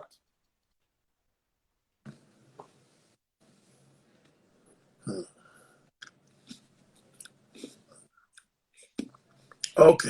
So I've just tried to summarize for the 3-page manifesto. I'm reading the comments. No, it's very good. Very good. We enjoyed it. Yeah, we enjoyed it. No problem at all.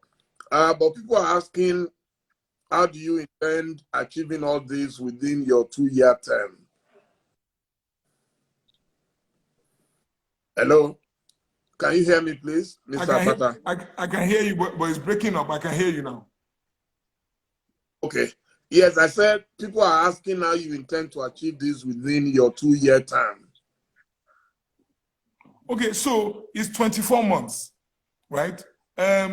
Bobby, I worked with the president of the bar from 2014 to 2016, right? He met our national headquarters at foundation level. And in the 24 months, he finished a 12-story building for the association, which is our national secretariat that we moved into. Wow. He was able, he and his team were able to introduce life insurance that I mentioned to you for our members. They were able to reintroduce our stamp and seal so that every legal document will be affixed with the stamp and seal of a lawyer so that we could get rid of quacks in the industry, in the sector. He was able to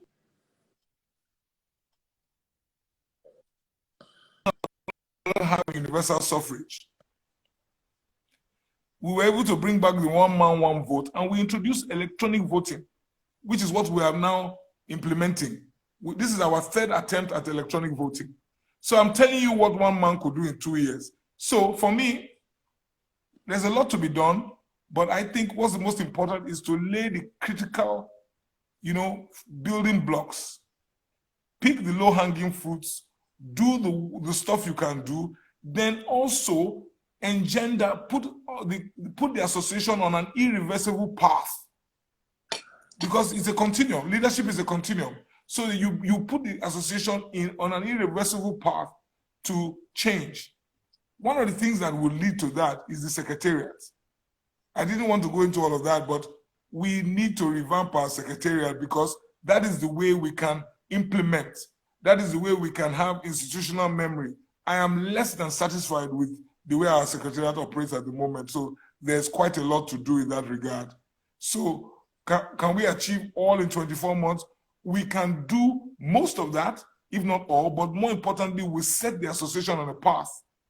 Whatever it is we want to do, one of the most important things is to make sure that we get constitutional backing. So that once we put policy in place, the constitution is amended to reflect it, successive leadership will have to implement. They will be forced to implement. So yeah, there's a lot we can do if we put our minds to it. And I have promised the members of the association, and this is very important, Bobby, I have spoken to my partners. I'm in a partnership made up of 15 ladies and gentlemen. And my partners have accepted that I can go away for the 2 years that I'll be president. If I'm successful, I'll be taking a sabbatical. from the firm. So I'm going to have to, I'll be able to focus exclusively on the MBA and what it requires.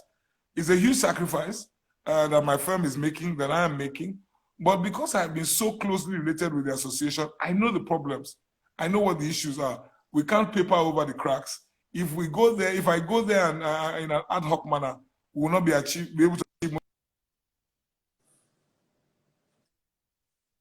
I'll be going to the MBA. So now and again, I can show up at my office in Abuja, but primarily, principally, my job for the next 2 years, in the event that I'm elected, will be president of the MBA. So that will give me a lot of time to do the things that I've just spoken about. Fantastic. Now, there are also issues. You say you represent the young lawyers. How certain are you that most of them are verified and they will actually go out to vote? It seems that it's the established people who vote more in Nigeria. A lot of young people here, they will shout on social media, we are for Olu, then on the day of election, they don't remember. So how do you intend to hold them and make sure they vote for you? Well, I think at the MBA, the converse is the case. Because, you know, I said to you that in 2014, we amended the Constitution in 2015. So by 2016, we started electronic voting for the first time. And as you know, it is the younger ones who are more tech savvy, who are more attuned or acquainted with technology. So what we find, because what we had before, you will remember the MBA crisis of 1992, Mama Priscilla Kuye, Bashir Dalhatu, and our crisis in Port Harcourt. So after the crisis, we reverted to a delegate system. So from 1992 to 2016, sorry, forgive me, from 1998 to 2016, we operated a delegate system. So not everybody voted. So each branch had delegates, as you would have in a party convention. Each branch had delegates.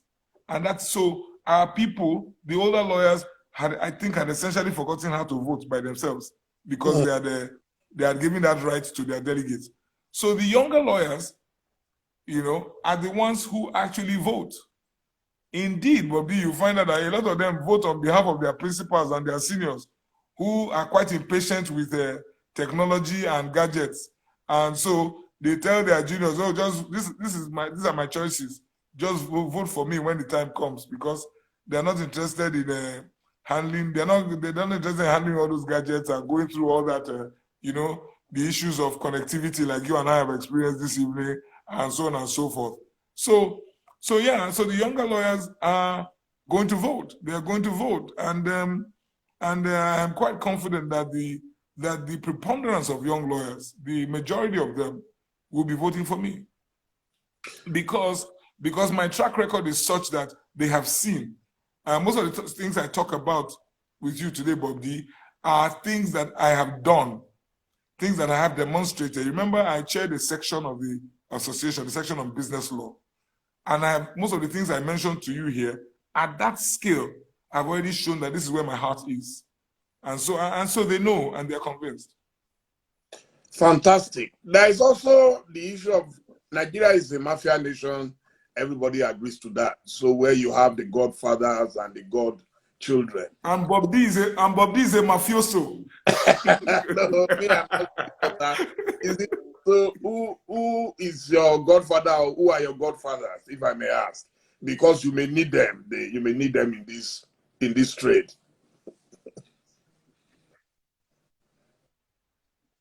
Bob D, Can you hear me? In Warri, we have an expression. But the cow will not get tail. Now God nine the drive fly for him. Right? So I come to this race with God as being the wind beneath my wings. But there's no doubt that I have made friends. I have made friends. As you have said, I make friends. I have relationships all over. But each of the candidates too have made friends. So I'm sure we all have people who are batting for us, who are in our corners. respectively, saying they support us. But I think if anything is going to take me and help me breast the tape first, it will be the support of the young lawyers that you have just mentioned. If any group will actually catapult me into the leadership position, it will be those young lawyers. Because politics is a game of numbers. So yeah, the godfathers can do this, that, and the other. They can impress on other people they can try and, talk to those within their spheres of influence. And that is a great thing to have. But when you have the people behind you, I think there cannot be any better endorsement. When you have the people behind you. And I don't want to toot my horn, but I think of the three of us, I am the candidate that, any part of the country, in all 125 branches, at least there's one army. Indeed, they call it AKPATA Nation now, and there's one army saying that this guy represents what we want. We want to see our association change. So for me, maybe those are my godfathers.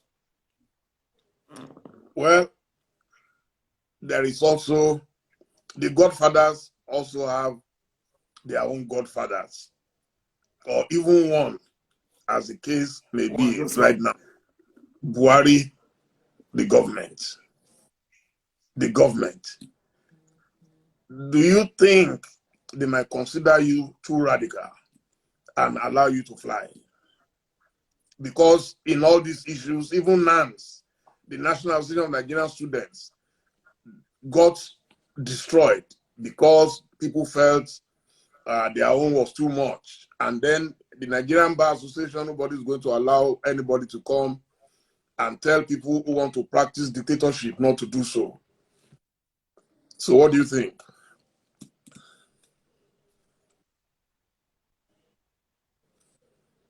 Hello?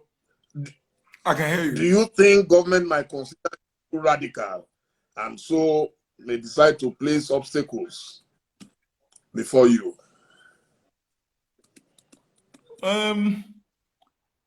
Well, never say never, I guess, but I don't think that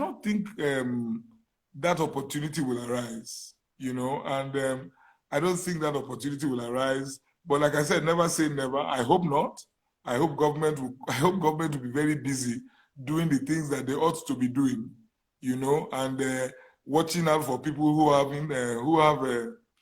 are fainting at the National Assembly, and the others that are busy telling us tales that we are now hearing because some people are quarreling or fighting themselves. I'm hoping government will be more engaged with those issues that are front and center, front burner issues. I'm hoping government will have better things to do than to go and tinker with the goings on or with the election at the National Nigeria Bar Association. I don't want to believe that that will happen. But like I said, never say never. So we watch and we observe. Then finally, I mean, it shouldn't all be about law. How do you unwind? How do you relax? How do you unwind? How do you relax? You seem to work so hard, but so how do you socialize?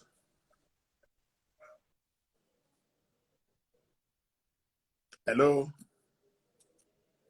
Can you hear me? We lost you. Hello? Can you hear me? Yes. Can you hear me now? I'm hearing you. How do I relax? I love to party. I love the company of my friends.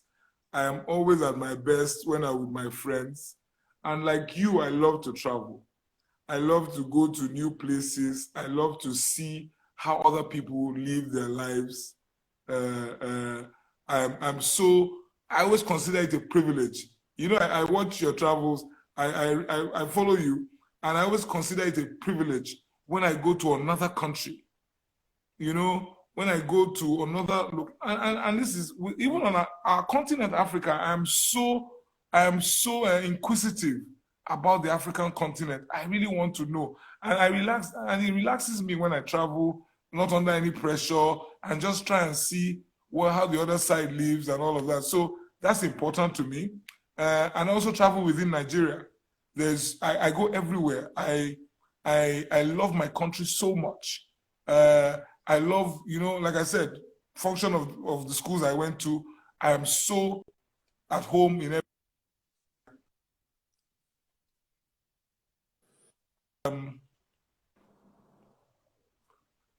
Can you hear me? You can hear me? Yes, I'm hearing you. Yeah, I like to read biographies. I can hear you. The biographies of great men and great personages. The other day I was reading the book by our father, Alhaji Femi Okunu, and I was reading and I was saying to myself, it was his biography really, and how these guys in their 20s, early 30s, had taken their destiny and the destiny of their country into their own hands. And then I laugh when at almost 50, I'm still being told that go and relax and wait for your turn. At the level of the MBA of an association, when my grandfathers were running things and were charting the path of our nation when they were in their 20s and 30s. So I like to learn from them and understand how they did what they did. But ultimately, relaxing, but go to sleep. When I'm tired, I relax. Turn on television. I'm a CNN junkie. I'm a news junkie.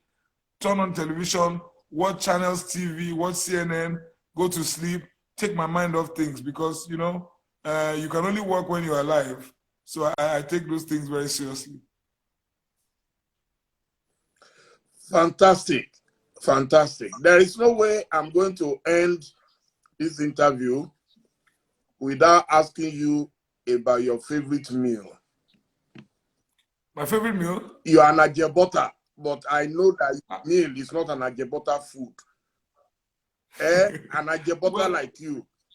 So tell me about that, our secret meal. Well, I hate to disappoint you. I have more than one, but let us start with Amala and Begiri, right? So yesterday I was in Ibadan and I had this big bowl of Amala and I was in cloud 9 or cloud 7 because I just simply love Amala, right? And to think that when I was a child, I really didn't like Amala just because of the color. When we were growing up, I didn't like it because my mother was, she grew up in Ibadan. So she was an Amala person too, but I didn't like it. But now I love Amala. But starch and banga is also important, is an important.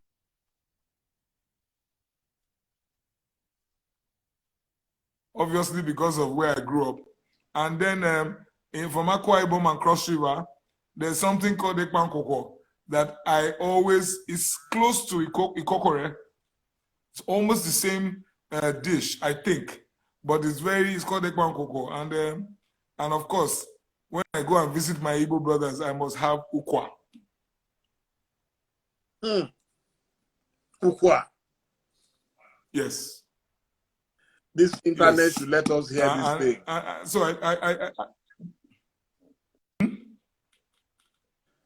I'm sorry, I can't hear you. Can you hear me, please? Now, yes. Okay, I'm asking, you were talking when you are in Igbo land. The internet. Hello? I can hear you Hello? now. Can you hear me now? Okay. Yes, you were talking about when you are in Igbo land. Yes, when you are in Igbo land, what did you say you like? Ukwa. Okay. What is that? I haven't heard that before. Ukwa it's like beans, but it's not beans. It's what do you call this thing now? It is I forget the name, the English name. It's like corn, but I have to send it to you. I have to get it from. It's like corn, but the way it looks when it comes is like beans, and it's fantastic with fish. Ukwa, I forget the name of So when you go up north, you live partly in Kano. So yes, tell us about the flavors, the northern flavors. When I'm in the north, right? What I like my tuwo, right? I like my tuwo, and the food in the north is so. And then the of course, fura de nunu is necessary in terms of the drink, but I like tuwo, and I'm very adventurous when it comes to So I have tuwo, I have fura de nunu, and the nono, and then of course zobo. I must have zobo in Kano, and it's always a delight. Someone's ukwa is breadfruit that is made from breadfruit. Breadfruit. Yes. Thank you to that person. Yes, quite a number of people responded to it. Food is very important. You can't be a healthy president if you don't have good food in your stomach. Food is condition precedence. Fantastic. Well, we have virtually spent about 2 hours less 3 minutes. Wow. So it went so quickly. As I said, I'm uploading it immediately, so you can also forward to your friends all over the world. I want to thank you, Mr.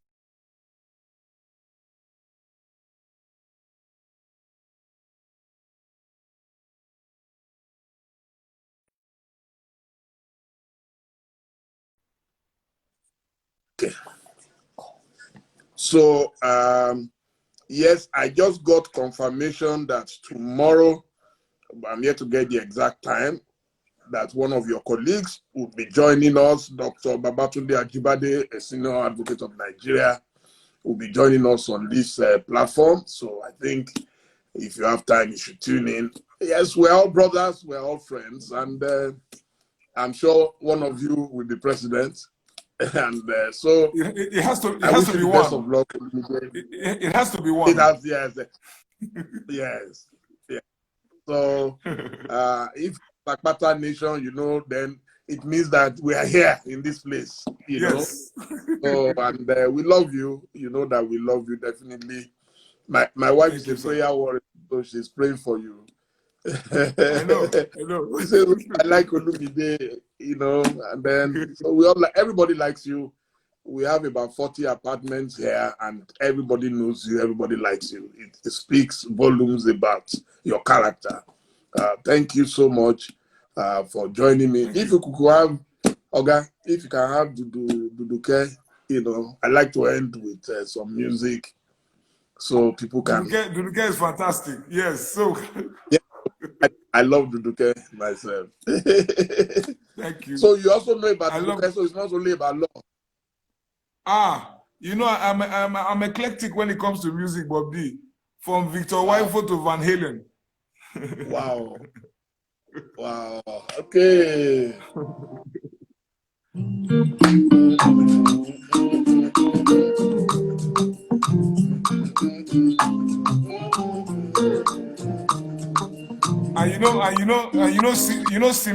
Simi has the high life, that high life to beat to her music. I know. It's incredible. I just love her. It's amazing. I cannot wait to see you. Yes, you are the treasure I've been waiting for. Do you know how much I really need you? I dey pray for the day when I can finally kiss you. Say every day I pray for you. In my heart to get a permanent place for you. That's why my heart is a beat like you.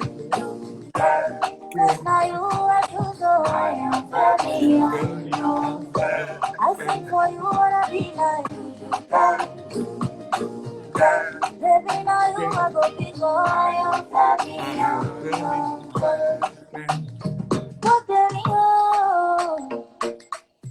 Yes, before we close it, I also have another good news. You see, on this platform, we receive good news every minute. Tomorrow evening, we have a man we love to call chairman. He's a great guy, great Nigerian, Mr. Akim Bello Osage, will be joining me at 8 o'clock tomorrow to talk about serious business in Nigeria. Mr. Akim Bello Osage, you remember, was that gentleman, that young man who bought UBA in those days. It was the biggest news in town. Yes, this man has done so much. He brought MoneyGram to Nigeria, and I was a part of it. He supported me heavily when I was in exile. I will never forget him.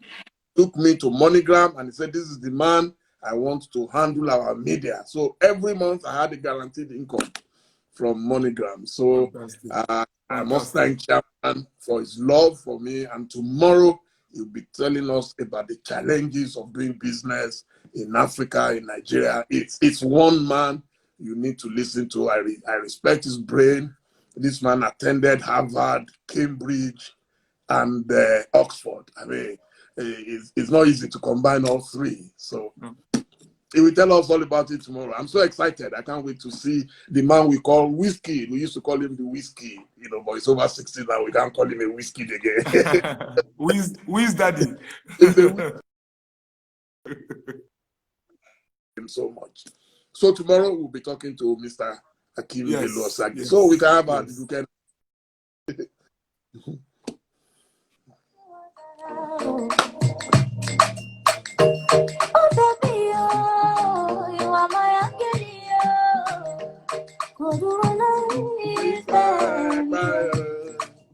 Shall you not say every day I pray for you? In my soul, there's a permanent place for you. That's why my heart is a beat like you. Cause now you are true, so I am happy. I sing for you, wanna be like you. Baby, now you are going, so I am happy. Only for you to be like you.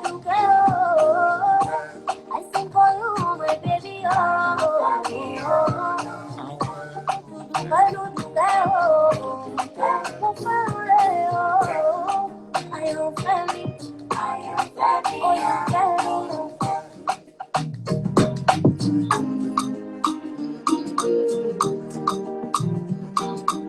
Thank you all and good night. God bless you. Thank you. Good night. Thank you. Good night. Mr. AKPATA. Thank you so much. Thank you, sir. My brother. We'll talk later. Thank you. Thank you. I just want